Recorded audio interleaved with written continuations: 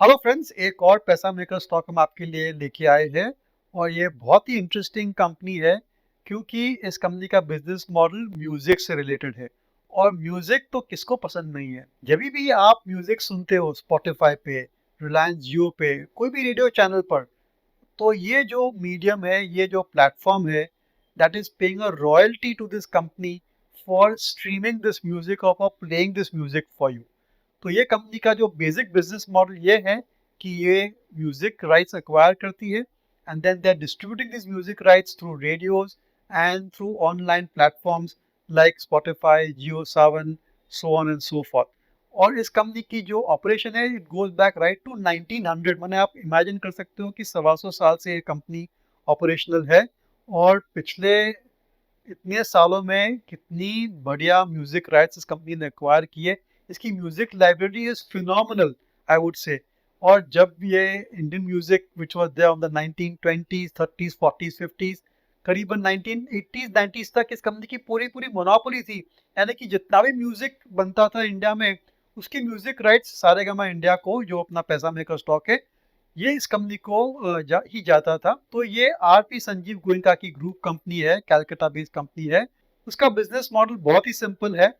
They negotiate with the producers, और जो जो बड़े बड़े प्रोड्यूसर्स है, बड़ी मूवीज है, उनकी म्यूजिक राइट्स खरीद देते हैं। And this music rights is there with them for perpetuity. एक बार उन्हें फ्रंट पैसा दे दिया म्यूजिक राइट्स एक्वायर करने के लिए, तो उसके बाद जब भी ये म्यूजिक प्ले होता है कोई भी माध्यम पर, तो उनको उसकी रॉयल्टी मिलती है। तो एक बहुत ही बढ़िया मेरे ख्याल से बिजनेस मॉडल है, क्योंकि आपने एसेट एक्वायर कर दिया और फिर कई सालों तक, कई डेकेड्स तक आप इस एसेट का फायदा आप उठा सकते हैं।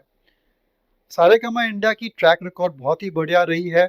और जैसे जैसे नए चैनल जैसे कि स्पॉटिफाई, यूट्यूब, जियो सावन, इनकी पॉपुलैरिटी बढ़ रही है, उसकी वजह से they are able to monetise their music rights much much better.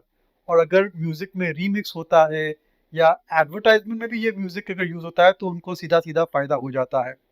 तो इस कंपनी के पास म्यूजिक राइट्स है विच गो बैक राइट टू 1900, मैंने 1900 से लेके अब तक की जितनी बड़ी बड़ी म्यूजिक रिलीजेस हुई है, उनकी म्यूजिक राइट्स इस कंपनी के पास है। और जो पुराने मूवीज है, पुराने म्यूजिक है, उनकी तो 100% मोनोपोली सारेगामा इंडिया के पास ही है। अ, आज की तारीख में इंडिया में करीबन 1000 करोड़ की म्यूजिक राइट्स बिकती है, और उसमें से 30% यानी कि 300 करोड़ की म्यूजिक राइट्स ये कंपनी खरीदती है।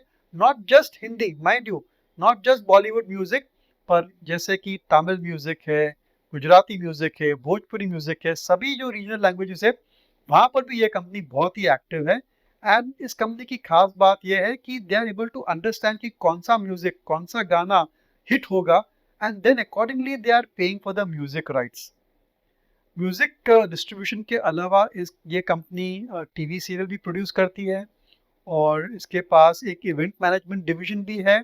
और एक बहुत ही यूनिक प्रोडक्ट है, एक डिवाइस है which it is targeted eight senior citizen, जहाँ पर रेडियो जैसा एक डिवाइस है जिसमें करीबन 2000 से 5000 पुराने सॉन्ग्स है जो आप डायरेक्टली प्ले कर सकते हैं, even if you are not connected to the internet. तो ये जो कैरावान प्रोडक्ट है, that also is quite popular. But जो मेन बिजनेस है, that is acquiring music rights and distributing it. Company का ट्रैक रिकॉर्ड बहुत ही बढ़िया है।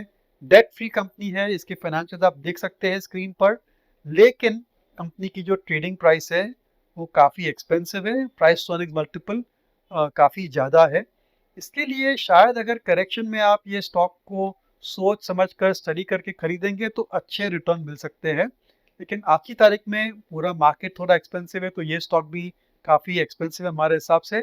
लेकिन ये एक पैसा मेकर स्टॉक रह चुका है, और आगे चलते भी ये एक पैसा मेकर स्टॉक बनेगा। आपको अच्छा कंपाउंडिंग रिटर्न मिल सकता है इसके ऊपर, अगर आपकी एंट्री पॉइंट ठीक रही है। और मेरे ख्याल से अगर 15-20% सस्ते में मिलता है, that's a good entry point for Saregama India limited.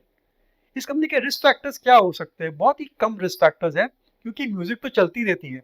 And it's not that they are dependent on one particular song और one particular movie. They keep on acquiring new new music, और कभी चल जाता है, कभी नहीं चलता है, but they are always hedging their bets by acquiring many many music labels.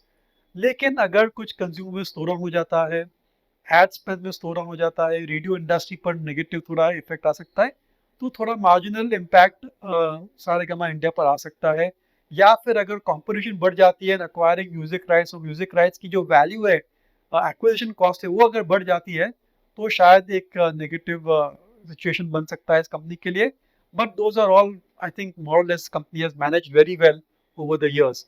तो हमारे लिए एक तरफ से आपके लिए एक नई पैसा मेकर स्टॉक है Saregama India limited. I would से कि थोड़े सस्ते दाम में अगर खरीदेंगे तो that be much better strategy. But ये एक रिकमेंडेशन नहीं है, आप इसको स्टडी कीजिए। बहुत ही इंटरेस्टिंग बिजनेस मॉडल है और बहुत ही बढ़िया कंपनी है। This podcast is produced by Elixir Equities Private Limited, a SEBI registered research analyst. Registration number INA 0000004787. The information provided in this podcast is for educational and informational purposes only and should not be considered as investment advice. Investment in securities market are subject to market risk. We strongly advise all investors to read all related documents carefully before investing.